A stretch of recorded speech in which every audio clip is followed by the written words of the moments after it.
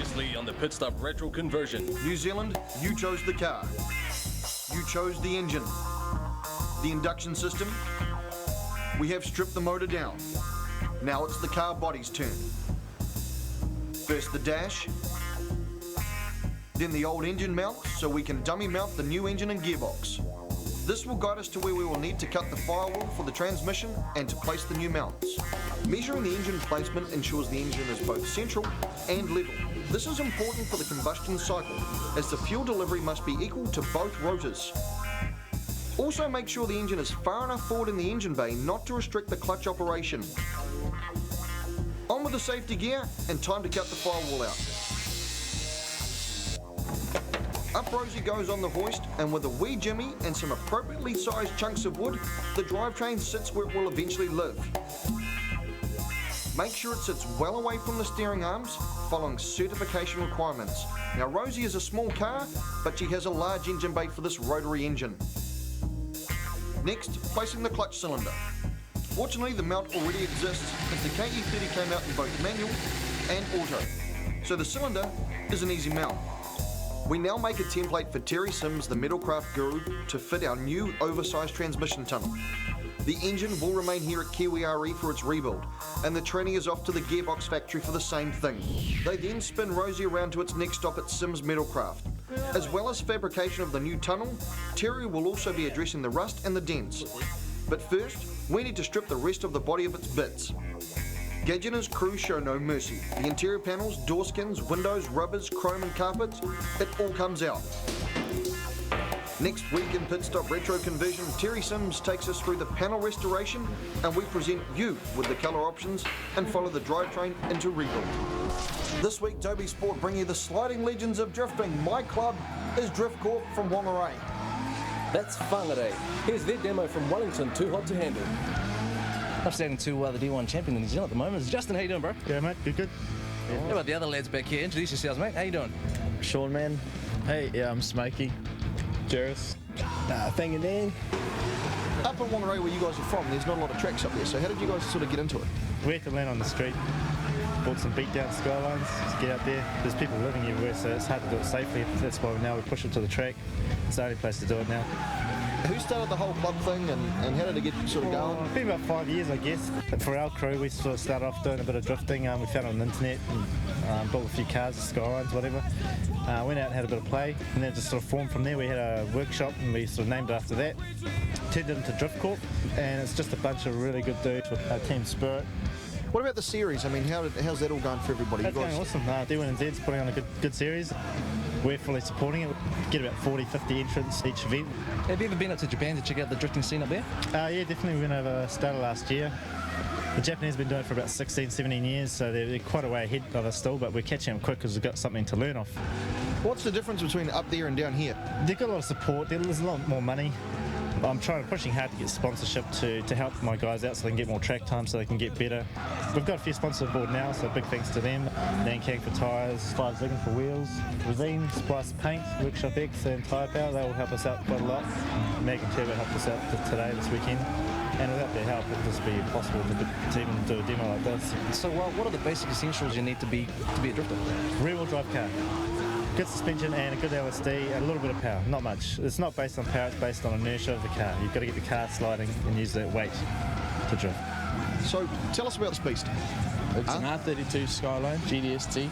I picked up a crash set for a couple $100. It just sprang into my head. I got an idea. I was like, oh, I want to try and put a different front on it. So how much power are you making in this little car? It's probably around sort of 170 odd at the wheels, kilowatts. The older boys were before telling us that you're like the ladies' man of the club. Is that true?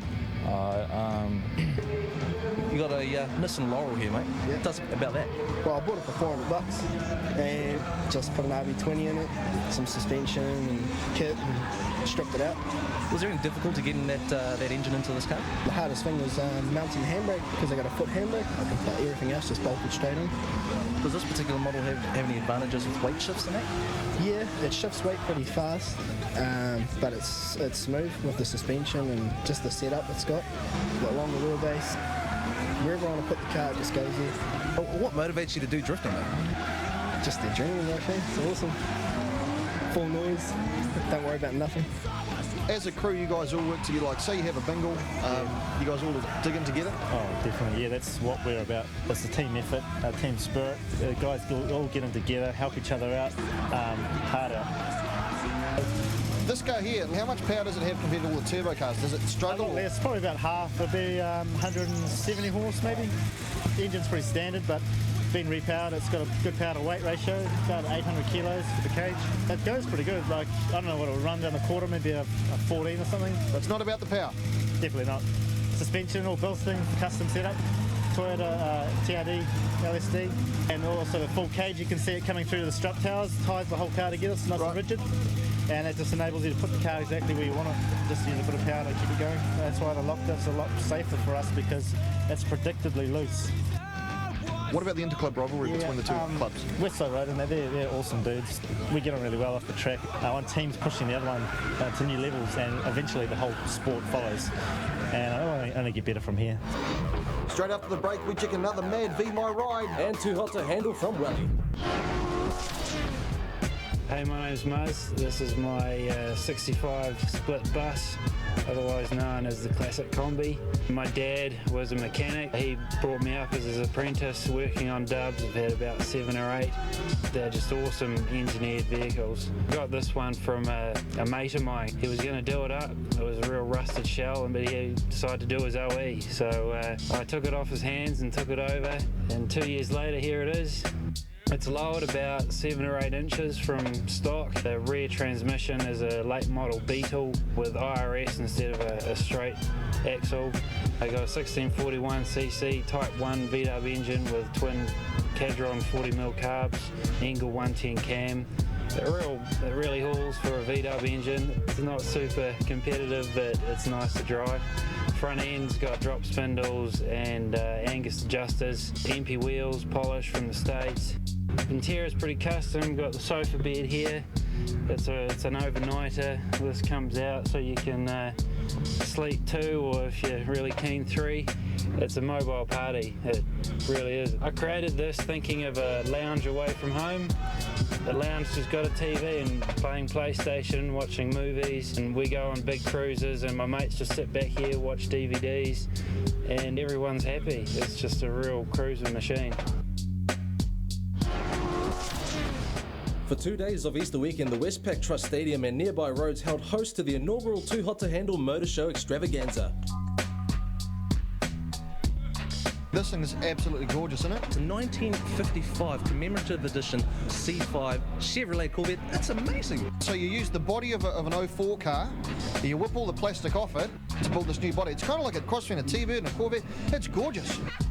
How's this for absolutely clean and original old school toots? 10A, making 110 horsepower at 7,000 RPM.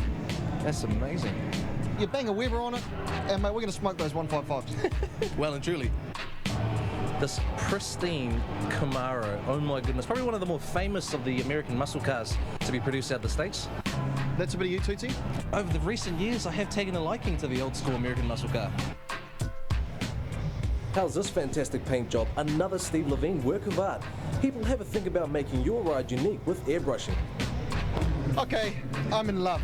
Uh-oh. Isn't it stunning? I have to agree with you. The smooth lines of this thing, just absolutely amazing. So it's a 1970 Plymouth Cuda with a 452 cubic inch fuel injected motor in the front, right? It's alloy. That's trick with a Hurst shifter on the top. The whole interior's been custom trimmed in bone leather. Top 10.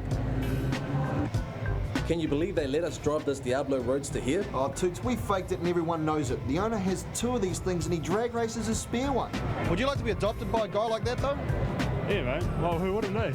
I reckon. I'm into that. One of the stars of the show, apart from the cars, is this guy. His name is Chip Foose. Not only can he draw, but he builds the best hot rods in the world. He's won numerous awards for his creations and he's just a bloody nice guy. Well, welcome to New Zealand. Well, thank you very much. Pleasure to be here. One of the things our television shows about the import scene in America, that's growing pretty big. Yes. What do you think of that? Every car has the potential of being a hot rod. And it's imports, it's, the drifting, that's all hot rodders. In my mind, as soon as you take a stock car and start to personalize it, you're turning it into a hot rod. That's a class saying. I'm feeling all emotional. My father owned an auto body shop and restoration shop, So I grew up and we were doing regular auto body work, restoration work, and the hot rod stuff. And the hot rod stuff is really where my love lied. The industry has grown so much that it allows me to actually cater the hot rod market with a job. Where do you draw your motivation, for all your designs? My motivation comes from everywhere. I can be sitting in an airplane, just look at the AC ducts and see that there's a spoke design from a wheel in that. Do you love your job? Oh yeah. Are you happy going to work every day? I love going to work and I love going home. No hands and click. Oh my God. All right. They've gone that far. Solenoids, everything.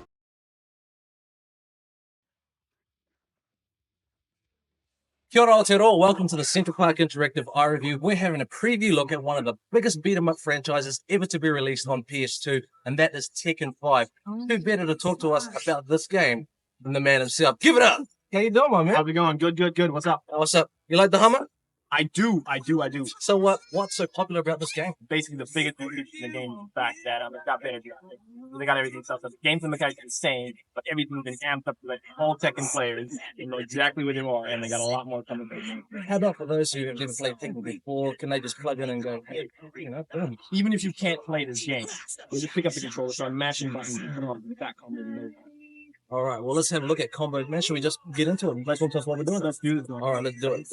Now, the menu system in the game is similar to the one that had before, but there's a couple of new features. It's basically this mini game called Devil's Gin, which is the Devil Within. You play this game, you play the main character, and to unlock the bonus character, you this mini game, which is an actual full-free game, to unlock that character. And arcade mode has been amped up. There's versus battle, there's survival, there's team battle. They got everything in here. Love the previous couple since. So basically, you have your characters from the old series of Tekken, plus Tekken Tag, and they just jump all into this fantastic pack again. Exactly, yeah. They got everything in here. And one thing in Tekken that I couldn't really master myself was the whole air juggle sort of thing. Now, being the man, maybe I can use it. Oh yeah, great. Oh yeah. So explain what air juggle means. Well, you launch the character or the player up into the air, your opponent, and then you can beat him senseless before he hits the ground. So it's like where you might get kicked up in the air, and then you might be through a series of punches just to carry the combo through. Is that what it is? Exactly, yeah, exactly. Excellent. Graphics-wise, definitely the best in the series. Now, I think Tekken is taking it to a whole new level. That's the finest graphics. What are the new things are out there with Tekken up? I mentioned AI last week. The AI in the game is fantastic. Namco, the developers, have actually put in artificial blocks that they arrange in difficulty. Yes. And you end up fighting that. You basically play the game forever. It's probably the best part of the game is that, and the fact that you customize the character the way you want to change your hair. Probably make my character a little bit of underpants wear. Like the ones that Mark gave me last series. So, Carl, what do you rate this game, my man? Out of 10, I would give it 10. By far, by 10. The best 3D fighting game I've played in a long, long time. I've played a lot of them. I think games. But yeah, the music is down. All the music is epic. It's fantastic. Definitely. The graphics out of control. The gameplay is sweet. Amateurs will pick it up, play it the first time. Experts will go on long time. If you like fighting games, you don't need to like it. It's definitely. Okay, tell you what. We don't have to give the Hummer back for a couple hours. We've got some good music cranking. Let's do this. I'm Chip Foose, and you're watching Import X. Back to Too Hot to Handle, and we promise to bring you a full My Ride of Azar's S14.5 Nissan Silvia soon. Winner of the Performance Car Magazine 05 Nats and South Island Champs Show and Shine. Jenna Kurdzeski was on display from Auckland too. Tuti, I know we're more of a car show, but mate, check this thing out. Absolutely mental. 1200 cc's, V4, look, nitrous. Bike with nitrous, man. This thing's gonna go quick. The custom wheels, even the mirror's got the West Side chopper thing going on. It's amazing. I love it. One word to describe it. VMAX. VMAX. Oh. Here we've got an old school 56 Chev, right? They got the late model tune port motor out of it, the 350 out of like a Corvette or an IROC or something like that. And it's kind of like what we do now when we do a rotor conversion to a bongo van or anything like that.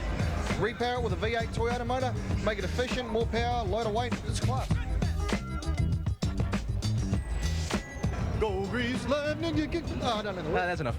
We don't even know what this really is. It's a Ford Deluxe, right? Well, the engine's a Mercedes one. Look at the carburetors sitting on the top. How does it work? Look at how the cooling pipes from the radiator go into the engine. What is it? Like, I don't know. After the shiny stuff inside, it was time to head outside. For the organised street racing. In downtown Welly. All council approved and no tickets for spinning tyres. Even the Easter Bunny was out. They raced American pickup trucks. Expensive Euros. Hey, that's our mate with the black Lambo. Big block supercharged V8s. Accidentally even clipping the wall somehow. It was display racing only for 200 metres, so it was on the brakes pretty quick after the start. What do you think of the drag racing, mate? Yeah, good. What do you think about this whole street racing thing? Fantastic. It's a good idea? Very good idea. Oh, I wish there was a flame grill nearby. Damn hot dogs. We're here with Richard, and Richard, well, this is your toy, your baby. Tell us about it. Yeah, this is a jet funny car, and what we've done, we put a J60 Pratt Whitney jet engine in it, took it off of a Saberliner business jet, and put 4 wheels on it, and wrapped a fiberglass body around it, and hey, we're having a ball. So talk us through what you actually go through in your mind when you're setting up for a run. What the hell am I doing here is the first thing that comes up. You know, we spin it up, get the igniters on. Those are like big spark plugs in the engine that start the initial fire. And then you'll hear the engine start revving up, and then we can shut the igniters off, and then after that, it's play time for me. How fast does this car go down the quarter mile, a standard quarter mile? At Masterton with 267 miles per hour in 5.9 seconds. You're mental. How close he is to the actual motor. Fancy strapping a rocket to the side of yourself and then going for a drive. It was way loud. Imagine standing next to the runway at Mongier. That's Mangere, Mark. Right, here's a cool deal. Soundstream, they're doing a whole promotion at the moment coming up. You build a car with Soundstream gear, and if it's class enough, they're going to take you all the way to Las Vegas to the CES show, which is like the biggest electronic show in the world. Mate, how fast one of these little things go? One of these is the Rotax 125. That will go about 130 to 140k at your average tracks. What's the biggest motor you can buy in actual fact? In the open class, you can put pretty much whatever you want. 13B rotor? Well, we've got a rotor right here behind us. Got a 13B though. And yeah, they'll do wheel stands and a good 50 horsepower of motor there. So this is the sort of thing you're going to find in your Godzilla. The RB26 DETT. This one's the biggest and the best out of them all. Actually, you can get up to 1,000 horsepower if you can win it all out. Basically, I'm putting this in a A31 Nissan Safira, drifter. Sweet. Wonder if it'll fit in a chariot. Yeah, probably in the back you'll have to make it a rear-mounted engine, all that sort of funny stuff. This is evolution lane. The theory of evolution is what you'd say, really? Absolutely. Evo 1s all the way through to 7s and 8s. Remember this wagon from last season? Hi, I'm Amy Miller with LiftMyRod.com. The mother's wagon, all the way from SEMA in America. Sadly, our Amy didn't come down too. Import X. Amy Scribner's Hot Girl Primera was on display. She's part of the Girl Speed Club. We'll be talking to them next week.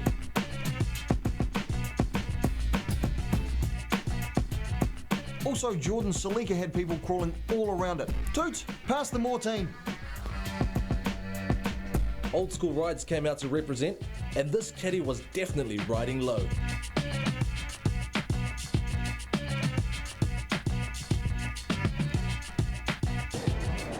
This is a cool factory car, right, Tootsie? This got a 3-litre V6 mid-mounted in it, 255 kilowatts too. That's a true pocket rocket, my man. Wide body, so the track's been widened front and rear. Oh, this is immaculate. I love it. Look at this thing. It's got the Veilside front bar on it. It's got the gauges popping out of the hood. M3 chrome wing mirrors. Absolutely. It's very class. From the imports to the custom hot rods, they've got everything right here down at Too Hot to Handle in Wellington. Look at the graphics on this thing. The airbrushing, the paint. It's mint. Even got the suicide doors going on here. It's like the Euro area. We've got Aston Martins, we've got Bentleys, Lamborghini, you've got Audis, got Porsche. Any car that out of the factory makes 337 kilowatts, it's got 4-drive and twin huffers on it, that's class in my book. Look at this. It's got a Whipple or a Roots supercharger on it. But that's not all. Not only was it the Myvic wasn't good enough, he chucked a supercharger on it, then he put nitrous in there. You know, you can never have too much power. Look at this bad car. With the help of Andre at Speedtech Motorsport, this guy goes quick. What was your favourite car? Oh, the Spider-Man car, got a VA. Lambo to get here, this thing to get home. The yellow Lamborghini in there? Yeah, pink bits. Ones with flames on. The Ferraris and the Lamborghinis at the moment. Has been the Nissan Skyline GTR R34. What an amazing weekend, Toots. Oh, yeah, What do it you was. think? It's just too hot to handle. That is sad. We've had an amazing weekend down here. We've had jet cars. We're drifting. Muscle cars. The V8, the bikes. We've had amazing things to look at. The trade stands, the girls, everything have been huge. Ferraris, chip foos, all those special guests. And Wellington, man, you guys really put it on. Wellington, I tell you what, too hot to handle. 10 out of 10. Absolutely, positively. Wellington. Done. And here's the long lost tapes from Nationals thanks to Jim Beam. Why it was misplaced remains a bit of a mystery. On you, Jim. Beam. Join us next week when we bring you more Be My Rides. The Performance Car Magazine Summer Roads with Mag and Turbo and Advanti. And more hardcore Say It With Me, Kiwi Car Porn right here on Import Excel.